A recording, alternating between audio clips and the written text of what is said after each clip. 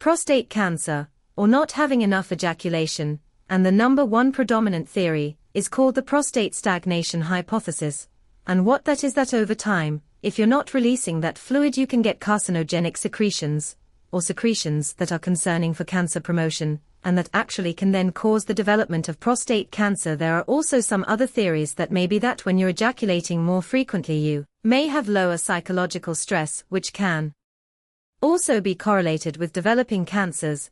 And the last theory is that having normal rates of ejaculation, or more frequent ejaculation, allows for what we call normal prostate microbiome, and also normal function of the prostate cells in regards to zinc and citrate metabolism, which are important for prevention of prostate cancer. So at the end of the day, there are reasons why people thought this was an interesting question to study, and what did they actually do to study this? So there's couple really interesting things. This study was actually survey done of over 40 men in 1992, and they followed these men up until 2010. And why is this important? Well, prostate cancer is really slow-growing disease.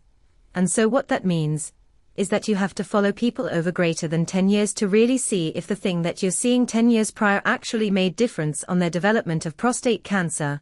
And so they took men and they had them answer a number of different questions, and one of them was about, on average, how many ejaculations did you have per month during these 10 years, and the 10 years were between ages of 20 to 29, 40 to 49, so on and so forth. And so people had to kind of think back and remember and estimate how often they were ejaculating during that decade of life, and these men were asked to take surveys every other month. They also asked them about their physical activity level, their weight, their smoking history, if they ate processed meat, tomato-based products, alpha linoleic acid, if they've ever used multivitamin, if they had life stressors, like divorce going on, and just number of different questions. So they did try to control for all these factors in the final analysis to determine if ejaculation frequency was indeed correlated with lower risk of prostate cancer.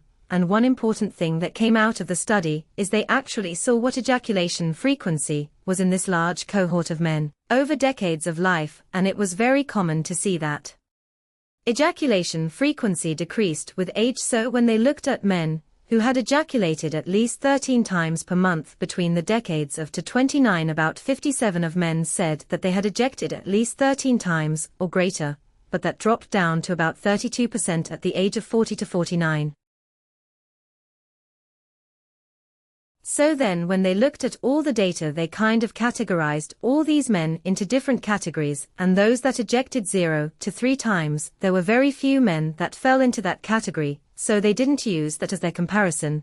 And so they then compared those who ejected 21 times or more to those who ejected 4 to 7 times per month. Mean 21 times is lot, that's like 5 or more times week to ejaculate, right? That's lot of time to ejaculate. And so by the time they looked at all this data, these men were on average about 59 years of age, and they saw that the men who ejaculated between the ages of 20 and 29, and 40 to 49, who ejected 21 times or more compared to those who ejected 4 to 7 times, had 20% less likelihood of getting low-risk prostate cancer. This wasn't true for high-risk prostate cancer, or more aggressive prostate cancers, with metastasis, but certainly low-risk prostate cancer, they were 20 less likely to get this diagnosis. So the reason brought this study up, the study was done in 2016, but the reason wanted to talk about today was because just started seeing news articles posting about this paper again about 2 weeks ago, and so said, you know what, let's talk about this, because all the articles just said ejaculate more often. So is that what you really should do? Well, think you have to look at these studies critically, and this was really well-designed study. They followed people for long period of time. They had really an excellent team of researchers and statisticians, and they controlled for a lot of different factors that might also be causing lower risk of prostate cancer. But you have to think about it, those who are ejecting 21 times or more every month are probably either different type of person altogether than someone who's ejaculating 4 to 7 times. They might be more physically active or more physically fit, so they're having more intercourse more often. So think the real question is, you know, should you start ejaculating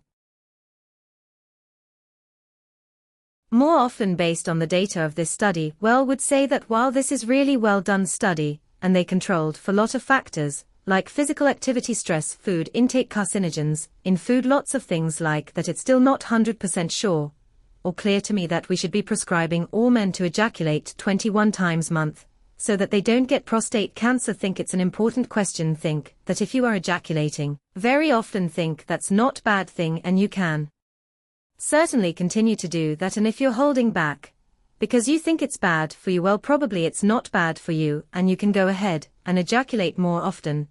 But when tell you have to do it to the detriment of your social life and physical functioning and everything else that you do normally during the course of month, no, don't think so. Hope this is interesting to you all. Thought it was interesting, and so wanted to share it with you guys. Thank you so much for watching. As always, take care of yourself, because you're worth it.